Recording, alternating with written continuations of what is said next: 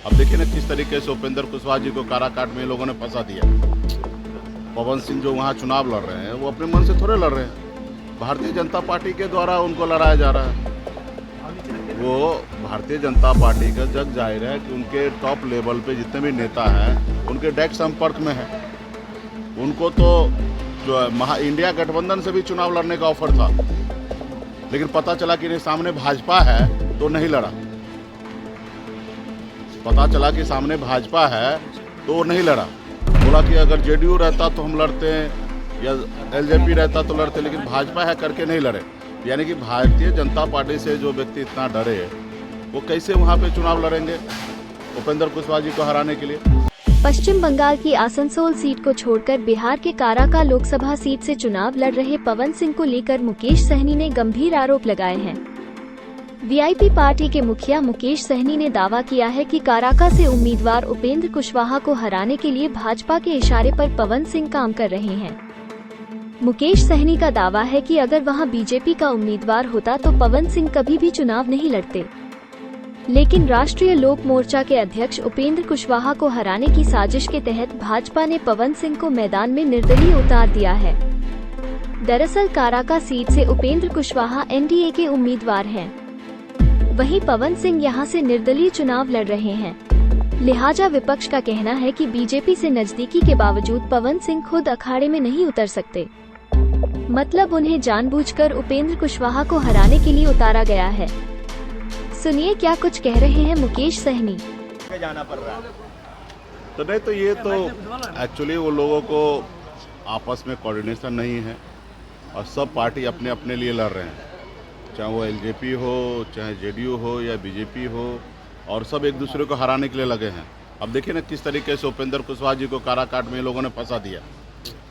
पवन सिंह जो वहाँ चुनाव लड़ रहे हैं वो अपने मन से थोड़े लड़ रहे हैं, भारतीय जनता पार्टी के द्वारा उनको लड़ाया जा रहा है।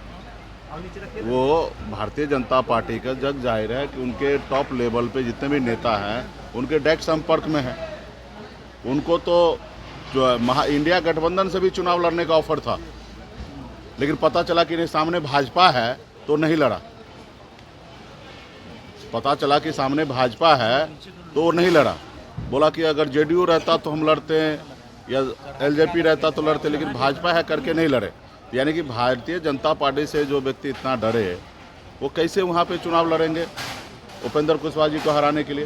तो आपस में वो लोगों का तालमेल नहीं है और ये तो होना ही है, और उनको लग रहा है कि अभी माहौल नहीं है, हमारा बेइज्जती हो रहा है तो मंच को छोड़ के जा रहे हैं। ये कोई नई बात थोड़े है। प्रधानमंत्री के रोड शो के बाद पहले ही अब हेमंत विश्वकर्मा का एंट्री बिहार में होने वाला है, उसके बाद योगी आदित्यनाथ भी आ रहे हैं। तो क्या लगता है कि 40 और 400 का नारा जो बीजेपी वाले दे रहे हैं तो क्या पार कर पाएंगे जो ये लोग नेता, जो बड़े बड़े नेता जो आ रहे हैं? आप भी 400 बोलते बोलते हंसने लगे तो हंसी का बात है। देखिए बिहार आए, सबका स्वागत है, बिहार आइए, बिहार में घूमिए।